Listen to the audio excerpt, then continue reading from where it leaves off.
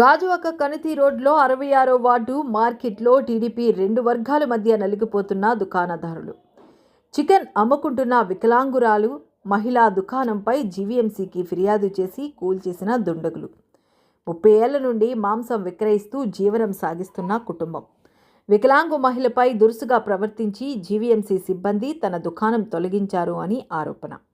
తనకి న్యాయం చేయాలని వికలాంగుల మహిళ ఆవేదన. రోడ్డుపై ఉన్న అన్ని దుకాణాలు వదిలి తనపై కొందరు కక్షపూరితిగా వ్యవహరిస్తున్నారని మీడియా ఎదుట వాపోయిన మహిళ.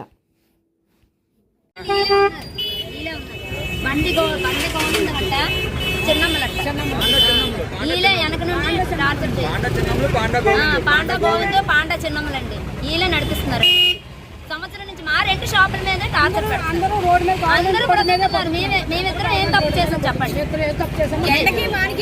మళ్ళీ ఏంటండి పందిర్లు ఉండేవండి, పందిర్లు కూడా తీయిస్తారండి. ఇప్పుడు నుంచి ఉందమ్మా, సంవత్సరం నుంచి ఉందండి.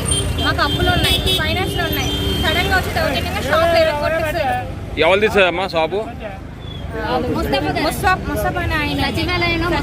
ప్లానింగ్ ఆఫీసర్ సంవత్సరం నుంచి మాకు హెరాస్మెంట్ అవుతుందండి. మధ్యాహ్నం మేము భోజనానికి వెళ్ళనిచ్చి మొత్తం అంతా పగలు. మేము 12:30 వరకు ఎవరు రాలేదు. మేము ఇంటికి వెళ్ళామంటే మా షాపులు ఎమ్మెల్యే సార్ మమ్మల్ని చేసుకోమన్నారండి. మాకు ఎమ్మెల్యే కానీ మాకు ఈ హెరాస్మెంట్ ఎక్కువైపోతుంది. ఎవరు ఇతను బాగా బ్లాక్మెయిల్ చేస్తున్నారు సార్. కమిషనర్ గారు చెప్పిన తర్వాత కూడా ఇతను పర్సనల్ సార్. ఇదిగోండి సార్, ఈ బిల్డింగ్ కట్టక ముందు ఉంది సార్. ఈ షాప్ 40 సంవత్సరాలు ఉంది సార్. అప్పుడు ఇది పంచాయతీ సైట్ సార్. ఈ సైట్లో వీళ్ళు పని చేసుకోవడానికి వచ్చి ఈ సైట్ ఆక్రమించుకొని వీళ్ళు మమ్మల్ని బెదిరిస్తున్నారు సార్. లాయర్తో నోటీస్ పంపించారు. రోడ్డు